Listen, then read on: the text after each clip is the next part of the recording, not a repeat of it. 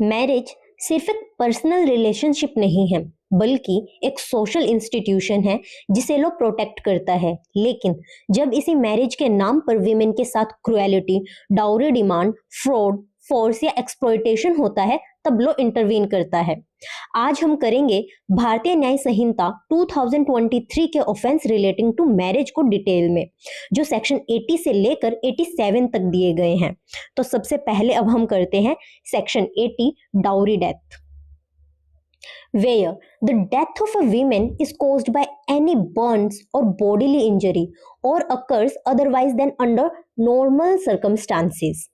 इसका क्या मतलब है कि अगर किसी मैरिड वीमेन की डेथ जलने से हो, बॉडी इंजरी से हो या फिर नॉर्मल सर्कमस्टांसेस के अलावा किसी और सिचुएशन में हो, तो ये पहली कंडीशन सेटिस्फाई होती है। यहाँ पर otherwise than under normal circumstances का मतलब है सुसाइड, सस्पिशियस डेथ, पॉइजन लेना या फिर अनएक्सपेक्टेड डेथ। इसे अब एक एग्जाम्पल से समझते हैं। जैसे कि शादी के बाद एक विमेन किचन में जली हुई पाई गई, तो ये नॉर्मल डेथ नहीं मानी जाएगी।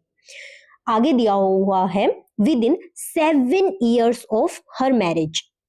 इसका मतलब विमेन की डेथ शादी के 7 साल के अंदर हुई होनी चाहिए। लॉ मानता है कि शादी के स्टार्टिंग के 7 साल में डाउरी हैरेसमेंट के चांसेस सबसे ज्यादा होते हैं। फॉर एग्जाम्पल, मैरिज हुई 2021 में और डेथ हो गई 2024 में, तो 7 साल के अंदर ये कंडीशंस फुलफिल होनी चाहिए। And it's shown that soon before her death she was subjected to cruelty और हैरेसमेंट। यहाँ पर डेथ से थोड़े टाइम पहले विमेन को क्रुएलिटी फिजिकल भी हो सकता है और मेंटल भी, या फिर हैरेसमेंट फेस करनी पड़ी हो। सून बिफोर हर डेथ, इसका मतलब है कि डेथ जो है वो इमीडिएटली पहले नहीं हुई हो, बल्कि हैरेसमेंट और डेथ के बीच क्लोज कनेक्शन होना चाहिए। जैसे कि डेथ से 1 महीने पहले विमेन ने पेरेंट्स को बताया कि उसे रोज दहेज के लिए टॉर्चर किया जा रहा है। आगे दिया हुआ है बाय हर हस्बैंड और एनी रिलेटिव और ऑफ हर हस्बैंड। यहाँ पे क्रुएलिटी या हैरेसमेंट हस्बैंड या हस्बैंड के रिलेटिव के थ्रू हुई हो। इसमें कौन कौन इंक्लूड हो सकते हैं? सास, ससुर, ननंद, देवर, ये सब। आगे दिया हुआ है फॉर और in condition with any demand for dowry. Cruelty का रीजन डाउरी डिमांड होना चाहिए। डाउरी डिमांड का यहाँ पर मतलब क्या क्या हो सकता है कि डाउरी डिमांड मैरिज से पहले की गई हो, या फिर मैरिज के टाइम पर की गई हो, या मैरिज के बाद कभी भी हो सकती है। जैसे कि कार और कैश की डिमांड पूरी ना होने पर मारपीट करना। उससे आगे है और such death shall be called dowry death. इसका मतलब ऐसी डेथ को ही लो डाउरी डेथ बोलेगा। इसकी पनिशमेंट कितनी दी गई है? अब 7 साल इम्प्रिजनमेंट और मैक्सिमम पनिशमेंट है लाइफ इम्प्रिजनमेंट। अगर सारी कंडीशंस प्रूव हो जाती है तो कोर्ट मान लेता है कि हस्बैंड या रिलेटिव ने डाउरी डेथ कमिट की है, जब तक वो खुद इनोसेंट प्रूव ना करे। अब हम करते हैं इसके कुछ landmark cases. Kans Raj versus state of Punjab 2000। इसमें सुप्रीम कोर्ट ने बोला था कि सून बिफोर डेथ का मतलब इमीडिएटली बिफोर नहीं होता। हैरेसमेंट और डेथ के बीच में लाइव एंड प्रोक्सीमेट लिंक होना चाहिए। Satbir Singh versus state of Haryana 2021। इसमें कोर्ट ने कहा था अगर डाउरी डिमांड और क्रुएलिटी प्रूफ हो जाए तो डाउरी डेथ का प्रिजम्पशन ऑटोमेटिकली अप्लाई होता है। Hiralal versus state and city of Delhi 2023। इसमें कोर्ट ने हेल्ड किया था डाउरी डिमांड और डेथ के बीच में डायरेक्ट कनेक्शन होना जरूरी है। Cohabitation caused by man deceitfully inducing belief of lawful marriage, ये दिया गया है सेक्शन 81 ऑफ BNS में और सेक्शन 493 ऑफ IPC में। Every man who by deceit का मतलब होता है धोखा देना, who by deceit causes any woman, यहाँ पे सिर्फ मैन एक्यूज हो सकता है, और डिसीट का मतलब है झूठा प्रोमिस, झूठी शादी दिखाना, फ्रॉड या मिस रिप्रेजेंटेशन। जैसे कि मैन फेक डॉक्यूमेंट्स दिखाकर कहता है कि हम लीगली मैरिड हैं, who is not lawfully married to him. यहाँ पर इसका मतलब है कि वो विमेन असल में लीगली उसकी वाइफ है ही नहीं, मतलब वैलिड मैरिज हुई ही नहीं होती या शादी का कोई लीगल सेरेमनी कंप्लीट नहीं है। फॉर एग्जाम्पल, मंदिर में सिर्फ सिंदूर लगा देना कोई लीगल या रिलीजियस सेरेमनी नहीं है। To believe that she is lawfully married to him, यहाँ पे अब इसका क्या मतलब है कि मैन ने वुमेन को ये बिलीफ दे दिया है कि तुम मेरी लीगली वैलिड वाइफ हो। विमेन के बिलीफ जेन्युइन होना चाहिए, और अगर विमेन को पहले से ये पता हो कि शादी वैलिड नहीं है तो फिर ये सेक्शन अप्लाई नहीं होगा। फॉर एग्जाम्पल, विमेन सोचती है कि फोटोज, रिचुअल्स और प्रॉमिस के बेसिस पर उसकी शादी हो चुकी है। आगे दिया हुआ है, एंड टू कोहैबिट और have sexual intercourse with him. यहाँ पर अब इसका मतलब है कि विमेन इस झूठे बिलीफ के बेसिस पर उसके साथ रहने लग जाती है, कोहैबिट करती है या फिर सेक्सुअल रिलेशनशिप इस्टेब्लिश हो जाता है। यहाँ कंसेंट विशिएटेड होती है क्योंकि कंसेंट फ्रॉड के बेसिस पर हुई है। फॉर एग्जाम्पल, विमेन वाइफ समझकर हस्बैंड वाइफ जैसा रिलेशन मेंटेन करती है। आगे दिया हुआ है, इन दैट बिलीफ, ये बहुत इंपॉर्टेंट कॉन्सेप्ट है। इसका क्या मतलब है कि सब कुछ उसी शादी के बिलीफ के कारण हो रहा है, मतलब बिलीफ और सेक्सुअल रिलेशनशिप के बीच डायरेक्ट कनेक्शन होना जरूरी है। अब हम करते हैं इसके पनिशमेंट की पनिशमेंट कितनी गिवन है। यहाँ पर पनिशमेंट आपको दी गई है 10 ईयर्स तक, और कोई भी आइदर डिस्क्रिप्शन का क्या मतलब है कि आपको सिंपल इम्प्रिजनमेंट भी हो सकती है और राइग्रेस इम्प्रिजनमेंट भी हो सकती है, and shall also be liable to fine. इसका मतलब पनिशमेंट और साथ में फाइन भी दिया जा सकता है, या फिर आपको सिर्फ फाइन भी दिया जा सकता है। यहाँ पे दिया हुआ है shall also be liable to fine, इसका मतलब आपको फाइन भी मिलेगा। अब हम करते हैं कुछ इंपॉर्टेंट लैंडमार्क केसेस। पहला केस है रामचंद्रा भगत वर्सेस स्टेट ऑफ झारखंड 2013। इसमें यह हेल्ड हुआ था, अगर विमेन को पहले से पता हो कि वैलिड मैरिज नहीं हुई है तो ये सेक्शन अप्लाई नहीं होगा। उदय वर्सेस स्टेट ऑफ कर्नाटका 2003, इसमें यह हेल्ड हुआ था कि फॉल्स प्रॉमिस और जेन्युइन मिसकंसेप्शन के बीच डिफरेंस समझना जरूरी है। इसका मतलब हर फॉल्स प्रॉमिस डिसेप्शन नहीं होता। Anurag Soni versus state of Chhattisgarh 2019, इसमें यह हेल्ड हुआ है, अगर शुरू से ही इंटेंशन झूठा था और विमेन को मैरिज का फॉल्स बिलीफ दिया गया था तो ऑफेंस इस्टेब्लिश होता है। Marrying again during life time of husband और वाइफ, ये दिया गया है सेक्शन 82 ऑफ बीएनएस में और सेक्शन 494 और 495 ऑफ इंडियन पिनल कोड में। Whoever having हस्बैंड और वाइफ लिविंग, यहाँ पर इसका मतलब है कि अगर किसी पर्सन का हस्बैंड या वाइफ जिंदा हो, मतलब पहली मैरिज लीगली वैलिड होनी चाहिए और डाइवोर्स या डेथ नहीं होना चाहिए। फॉर एग्जाम्पल, ए का हस्बैंड जिंदा है और उनका डाइवोर्स नहीं हुआ है तो यहाँ पर ये कंडीशन अप्लाई होगी।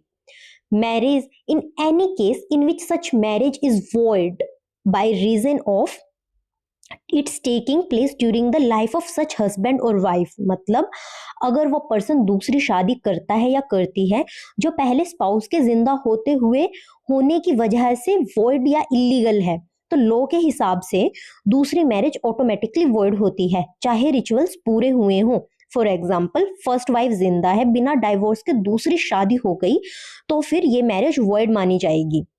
शैल be punished with imprisonment of either description for a term which may extend up to 7 years and shall also be liable to fine। इसका मतलब सिंपल इम्प्रिजनमेंट या राइग्रेस इम्प्रिजनमेंट कोर्ट फैक्ट्स के बेसिस पर decide करेगी और ऐसे person को maximum 7 साल तक जेल हो सकती है और जेल के साथ साथ फाइन भी लग सकता है।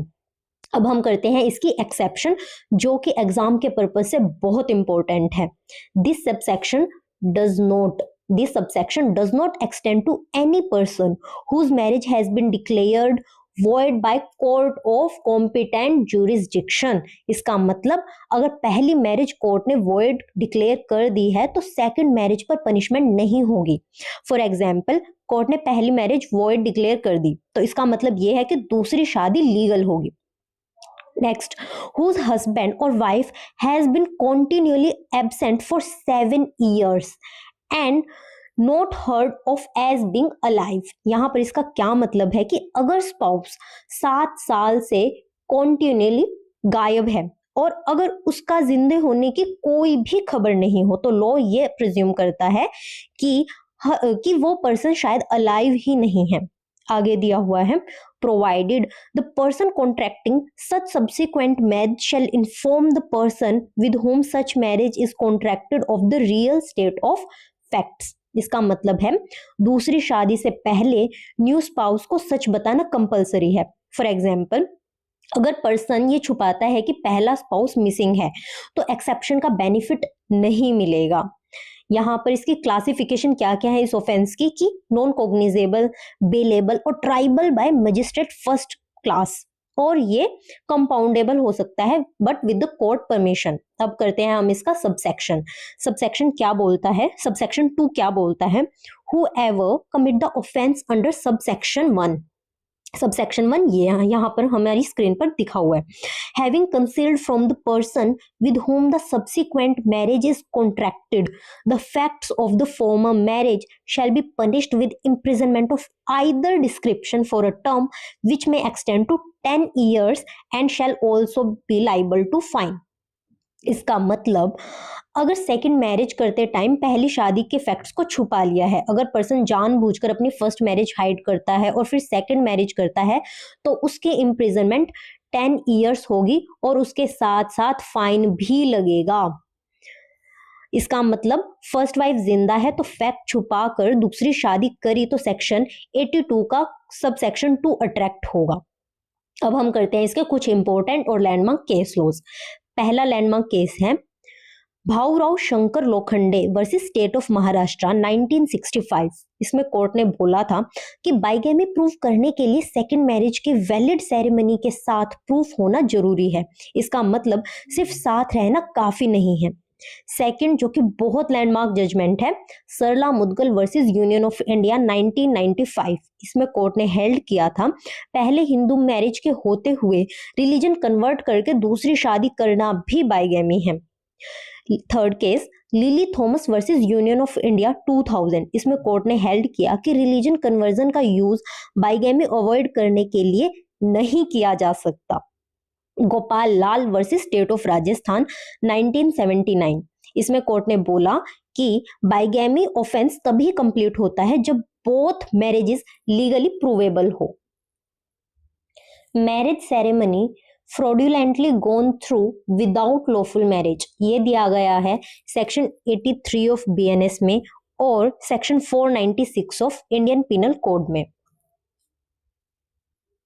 Whoever dishonestly or with a fraudulent intention, यहाँ पर इसका मतलब है कि अगर कोई आदमी डिसऑनेस्ट या फ्रॉड इंटेंशन के साथ एक्ट करता है, मतलब इंटेंशन पहले से ही गलत होनी चाहिए, सिर्फ मिस्टेक या इग्नोरेंस के केस नहीं होना चाहिए। फॉर एग्जाम्पल, आदमी पहले से जानता था कि शादी लीगल नहीं होगी पर फिर भी सेरेमनी करता है, goes through the ceremony of being married, मतलब वो शादी की रस्म में सेरेमनी करता है, जैसे कि अग्नि के चक्कर लगाता है, सिंदूर लगाना, मंगलसूत्र, ये सिर्फ ड्रामा क्रिएट करने के लिए किया जा रहा हो, मैरिज लीगल नहीं होती है। फॉर एग्जाम्पल, मंदिर में फेक पंडित के साथ सिर्फ फोटोज ले लेना, ये एक लीगल सेरेमनी नहीं है। Knowing that he is not thereby lawfully married, इसका मतलब है इस सेरेमनी से लीगल मैरिज नहीं होगी। Knowledge plus fraud is equals to offence complete. For example, आदमी ऑलरेडी मैरिड है फिर भी दूसरी सेरेमनी करता है। अब इसकी पनिशमेंट क्या क्या है? आपको 7 साल तक की पनिशमेंट हो सकती है और साथ के साथ फाइन भी लग सकता है। और जो आपकी पनिशमेंट की टर्म होगी वो आइदर डिस्क्रिप्शन होगी, मतलब सिंपल इम्प्रिजनमेंट भी हो सकती है और राइग्रेस इम्प्रिजनमेंट भी हो सकती है। अब इसके असेंशियल्स इंग्रेडिएंट क्या है? First, fraudulent intention, second, marriage ceremony perform हुई होनी चाहिए, and third one is that knowledge of no lawful marriage. आइए अब हम इसके करते हैं कुछ इंपॉर्टेंट केस लॉज। पहला हमारा केस लॉ है कनवाल राम वर्सेस हिमाचल प्रदेश एडमिनिस्ट्रेशन 1966। इसमें यह हेल्ड हुआ था कि सिर्फ सेरेमनी का प्रूफ काफी नहीं है, ये भी प्रूव करना होगा कि एक्यूज्ड को पता था कि मैरिज लीगल नहीं है।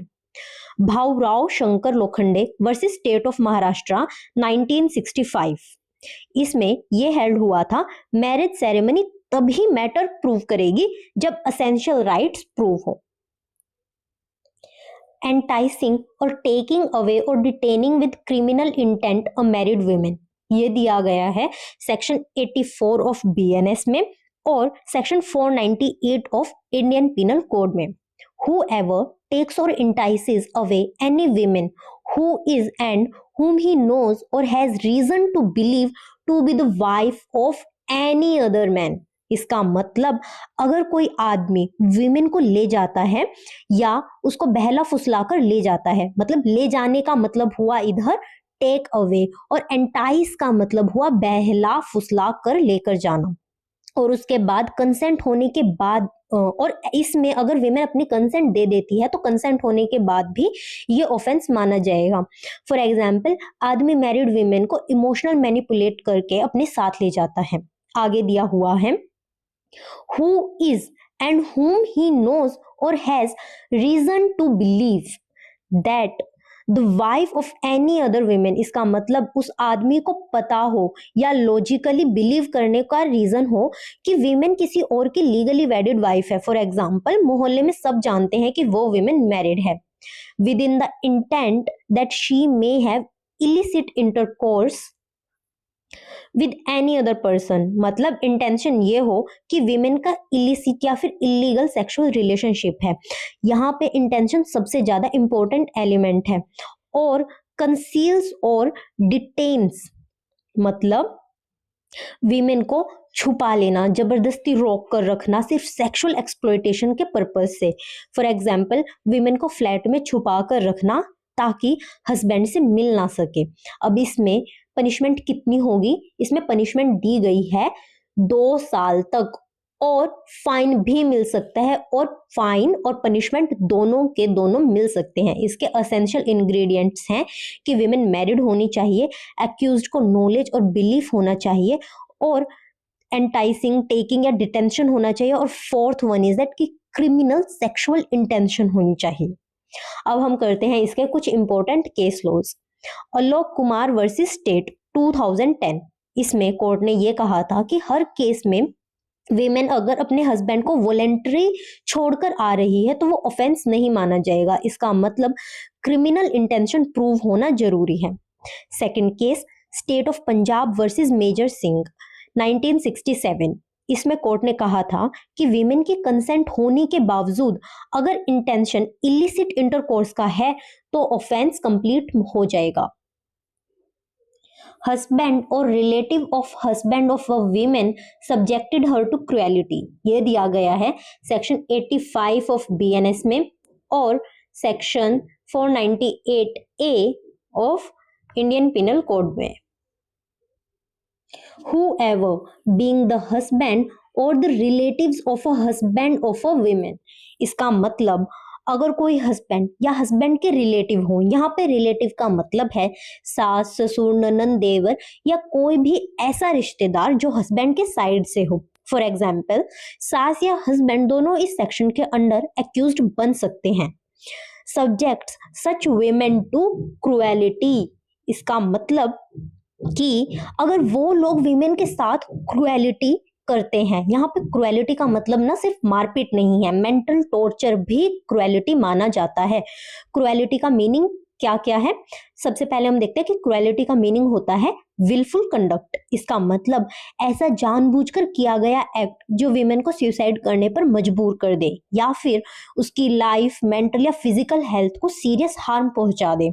आइए अब हम इसको एक एग्जांपल से समझते हैं। रोज रोज गाली देना, थ्रेटन करना और ये बोलना कि जहर खा लो और मर जाओ, ठीक है, तो ये माना जाएगा विलफुल कंडक्ट के अंदर। अब इसका सेकंड पार्ट हो सकता है हैरेसमेंट फॉर डाउरी। इसका मतलब ऐसा हैरेसमेंट जो डाउरी डिमांड के लिए किया हो या जो डाउरी पूरी ना होने की वजह से किया हो। फॉर एग्जाम्पल, कार नहीं लाई तो घर से निकाल दूंगा, अगर हस्बैंड ये बोल रहा है या फिर कोई भी रिलेटिव ये बोल रहा है तो ये मानी जाएगी cruelty. Shell be punished with imprisonment for a term which may extend to 3 years and shall also be liable to fine। इसका मतलब इम्प्रिजनमेंट 3 साल तक दी जा सकती है और फाइन भी लग सकता है, या फिर फाइन और इम्प्रिजनमेंट दोनों के दोनों एक साथ लग सकते हैं। आइए अब हम इसको समझते हैं कुछ इंपॉर्टेंट केस लॉज के साथ। Arnesh Kumar versus state of Bihar 2014, इसमें सुप्रीम कोर्ट ने हेल्ड किया था कि सेक्शन 498 ए और सेक्शन 85 के केसेस में ऑटोमेटिक अरेस्ट नहीं होगा, मतलब पुलिस को पहले प्रॉपर इंक्वायरी करनी होगी।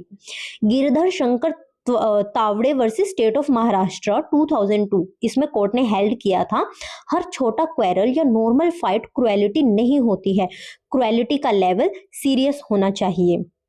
अब हम बहुत इंपॉर्टेंट कॉन्सेप्ट जो मेंटल क्रुएलिटी का है उसका मतलब समझते हैं। मेंटल क्रुएलिटी का मतलब हो सकता है emotional torture, humiliation, constant taunts, character assassination. इसका मतलब फिजिकल इंजरी होना जरूरी नहीं है। क्रुएलिटी डिफाइंड ये गिवन है सेक्शन 86 ऑफ बीएनएस में और आईपीसी के और आईपीसी में सेक्शन 498 ए के एक्सप्लेनेशन में दिया गया था। अब बीएनएस में इसका अलग सेक्शन बनाने का पर्पस क्या था कि सेक्शन 85 को समझाने के लिए हमें क्रुएलिटी का मीनिंग पता होना चाहिए, तो इसलिए इसको एक अलग सेक्शन में बना दिया गया है। ये सेक्शन बताता है कि क्रुएलिटी का एग्जैक्ट लीगल मतलब क्या होगा जब हस्बैंड या उसके रिलेटिव्स पर केस हो। For the purpose of section 85, cruelty means any willful conduct which is of such a nature as is likely to drive the women to commit suicide or to cause grave injury or danger to life, limb or health, whether mental or physical of that women। यहाँ पर any wilful conduct का मतलब है जानबूझकर किया गया behaviour, accident या mistake नहीं। फॉर एग्जाम्पल रोज रोज जानबूझकर इंसल्ट करना। आगे है which is of such a nature as is likely to drive the nature to commit suicide, मतलब ऐसा बिहेवियर जो वीमेन को सुसाइड करने तक मजबूर कर दे। फॉर एग्जाम्पल हस्बैंड रोज कहता है तुम्हारी वजह से मेरी लाइफ खराब है, मर जाओ। और टू ग्रेव इंजरी और डेंजर टू लाइफ, लिम और हेल्थ, इसका मतलब है या फिर सीरियस इंजरी, जान का खतरा, बॉडी के किसी हिस्से को जो कि लिम्ब है उसको नुकसान पहुंचाना या फिर हेल्थ को डेंजर पहुंचाना। वेदर मेंटल और फिजिकल, इसका मतलब यहाँ पे क्रुएलिटी को सिर्फ फिजिकल क्रुएलिटी नहीं माना गया है, मेंटल भी माना गया है, जैसे कि डिप्रेशन, एंजाइटी या फिर फियर होना। और कॉन्स्टेंट ह्यूमिलेशन को भी हम मेंटल क्रुएलिटी में मानेंगे। अब हम करते हैं इसका clause B. Harassment of the women where such harassment is with a view to coercing her or any person related to her to meet any unlawful demand for any property or valuable security or is on account of failure by her or any person related to her to meet such demand। चलो अब हम इसे line to line wise interpretation करते हैं इसकी। Harassment of the women, इसका मतलब women को मेंटली या फिजिकली हैरेस करना। आगे दिया गया है with the view to coercing her और any person related to her, मतलब प्रेशर बनाना वुमेन पर या फिर उसके पेरेंट्स पर या फिर रिलेटिव्स पर। To meet any unlawful demand for the property और वैल्यूएबल सिक्योरिटी, इसका मतलब इलीगल डिमांड करना। अब वो डिमांड किसी भी चीज की हो सकती है, कैश की, कार की, ज्वेलरी की, प्लॉट या फिर फ्लैट की। फॉर एग्जाम्पल 5 लाख नहीं लाए तो घर से निकाल देंगे, अगर कोई ये बोल रहा है तो इसका मतलब वो क्रुएलिटी कर रहा है। आगे दिया गया है और on account of failure to meet such demand, मतलब डिमांड पूरी ना होने पर हैरेसमेंट करना। फॉर एग्जाम्पल अगर डाउरी नहीं आती है तो डेली टॉर्चर करते हैं। टॉर्चर अब मेंटली भी हो सकता है और फिजिकली भी हो सकता है। तो एसेंशियल्स इंग्रेडिएंट क्या हुए क्रुएलिटी के? First wilful conduct, second serious mental या फिर फिजिकल हार्म और थर्ड डाउरी रिलेटेड हैरेसमेंट। अब हम करते हैं इसके कुछ लैंडमार्क केसेस। फर्स्ट है Girdhar Shankar Tawde versus state of Maharashtra 2002।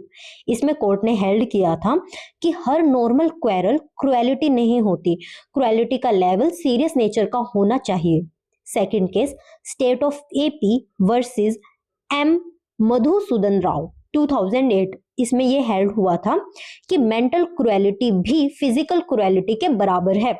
Third case K Srinivas Rao versus D A Deepa 2013। इसमें कोर्ट ने हेल्ड किया था कि कांस्टेंट ह्यूमिलेशन और फॉल्स एलिगेशंस मेंटल क्रुएलिटी के इक्वल माने जाते हैं। किडनैपिंग, एब्डक्टिंग और inducing women to compel her marriage etcetera, ये दिया गया है सेक्शन 87 ऑफ बीएनएस में और सेक्शन 366 ऑफ आईपीसी में। Whoever kidnap or abduct any women, इसका मतलब है कि अगर कोई आदमी विमेन को किडनैप करता है या एबडक्ट करता है, फॉर एग्जाम्पल जबरदस्ती कार में बैठाकर ले जाना, ठीक है, with intent that she may be compelled और knowing it to be likely that she will be compelled to marry any person against her will. तो यहाँ पे इंपॉर्टेंट क्या है, अगेंस्ट हर विल। इसका मतलब इंटेंशन ये हो कि विमेन को उसकी मर्जी के खिलाफ शादी करनी पड़े, फॉर एग्जांपल फैमिली प्रेशर हो और किडनैपिंग हो जाए, तो ये क्या, फैमिली प्रेशर में किडनैपिंग करवा दी तो फिर क्या हो जाएगा, हमारी फोर्स्ड मैरिज। और in order that she may be forced और seduced टू इलिसिट इंटरकोर्स। इसका मतलब है कि इंटेंशन ये हो कि जबरदस्ती सेक्सुअल रिलेशन बना रहे हो या फिर बहला फुसलाकर इलिसिट इंटरकोर्स करना, फॉर एग्जांपल जॉब का झूठा प्रॉमिस देकर सेक्सुअल इंटरकोर्स करना, और knowing it to be likely that she will be forced or seduced to illicit intercourse। इसका मतलब है कि एक्चुअल फोर्स ना भी हो, अगर नॉलेज है कि ऐसा हो सकता है तो भी ये ऑफेंस माना जाएगा। शैल be punished with imprisonment of either description for a term which may extend to 10 years and shall also be liable to fine। यहाँ पर कितनी पनिशमेंट गिवन है, 10 साल तक की आपको पनिशमेंट मिल सकती है और साथ के साथ आपको फाइन भी लग सकता है। और जो इम्प्रिजनमेंट है वो आइदर डिस्क्रिप्शन क्या है, मतलब सिंपल इम्प्रिजनमेंट भी मिल सकती है और राइग्रेस इम्प्रिजनमेंट भी मिल सकती है, जो कोर्ट फैक्ट्स के बेसिस पर डिसाइड करता है। आगे अब क्या लिखा गया है, whoever by means of any criminal intimidation or abuse of authority induces any women to go from any place। इसका मतलब अगर कोई आदमी धमकी देकर अथॉरिटी का मिसयूज करके विमेन को कहीं पर ले जाता है तो अब उसकी पनिशमेंट कितनी है। यहाँ पर इनकी पनिशमेंट गिवन है वही अप टू 10 ईयर्स और फाइन भी लगेगा। और क्लासिफिकेशन ऑफ ऑफेंसेस कितनी है, कॉग्निजेबल, नॉन बेलेबल और ट्राइएबल बाय कोर्ट ऑफ सेशन। ठीक है, यहाँ पर हमारी पनिशमेंट के गिवन है। अब हम करते हैं इसके कुछ एसेंशियल इंग्रेडिएंट्स, जो कि क्या क्या है। फर्स्ट है हमारी किडनैपिंग, अबडक्शन, इंड्यूसमेंट। सेकंड है इंटेंशन ऑफ फोर्स्ड मैरिज और इलिसिट सेक्सुअल इंटरकोर्स। और थर्ड, वीमेन की कंसेंट यहाँ पर इररेलेवेंट है। अब हम इसको समझते हैं कुछ इंपॉर्टेंट लैंडमार्क केसेस से। Kavita Chandrakant Lakhani versus state of Maharashtra 2018। इसमें हेल्ड किया गया था सिर्फ एब्डक्शन का प्रूफ काफी नहीं है, इंटेंशन भी प्रूव करनी होगी। State of Punjab versus Major Singh 1967। इसमें यह हेल्ड किया था कि वीमेन की कंसेंट होने के बावजूद भी अगर इंटेंट इलिसिट इंटरकोर्स का है तो ऑफेंस माना जाएगा। Alok Kumar versus state 2010। इसमें यह हेल्ड हुआ था अगर विमेन वॉलंटरी जाती है और क्रिमिनल इंटेंट नहीं है तो ये सेक्शन अप्लाई नहीं होगा। चलो अब हम एक क्विक कंपैरिजन कर लेते हैं सेक्शन 86 का और 87 का, क्योंकि ये एग्जाम के पर्पज से बहुत इंपॉर्टेंट है। सेक्शन 86 का मेन फोकस होता है क्रुएलिटी की डेफिनेशन पे और सेक्शन 87 का मेन फोकस होता है फोर्स्ड मैरिज पर या फिर सेक्सुअल एक्सप्लॉयटेशन पर। इसका मतलब सेक्शन 86 बोलता है कि क्रुएलिटी का मतलब है कि आपका कोई भी सीरियस मेंटल या फिजिकल हार्म और डाउरी हैरेसमेंट। सेक्शन 87 बताता है kidnapping, abduction with intent of forced marriage और इलिसिट सेक्स। तो भारतीय न्याय संहिता 2023 के सेक्शन 80 से 87 ये क्लियरली शो करते हैं कि इंडियन क्रिमिनल लॉ मैरिज को ब्लाइंड प्रोटेक्शन नहीं देता है बल्कि जस्टिस ओरिएंटेड प्रोटेक्शन देता है। इन प्रोविजन के थ्रू लॉ ये मैसेज देता है कि शादी के नाम पर डाउरी डेथ टॉलरेट नहीं की जाएगी और क्रुएलिटी चाहे फिजिकल हो या मेंटल एक सीरियस क्राइम है। Fraudulent marriage, false belief, bigamy ये सब पनिशेबल एक्ट्स हैं और किसी भी विमेन की फ्री विल, कंसेंट और डिग्निटी सुप्रीम है। सेक्शन 80 से 87 एक कंप्लीट लीगल फ्रेमवर्क क्रिएट करते हैं जो प्रिवेंशन करता है, प्रोटेक्शन देता है और डेटरेंस इंश्योर करता है। यही रीजन है कि कोर्ट्स रिपीटेडली कहते हैं marriage is not a licence to abuse. अगर हम इन प्रोविजंस को सिर्फ एग्जाम के लिए नहीं बल्कि रियल लाइफ अंडरस्टैंडिंग के लिए पढ़ेंगे तो हम लॉ का एक्चुअल पर्पस समझ पाएंगे जो कि है जस्टिस, इक्वालिटी और डिग्निटी।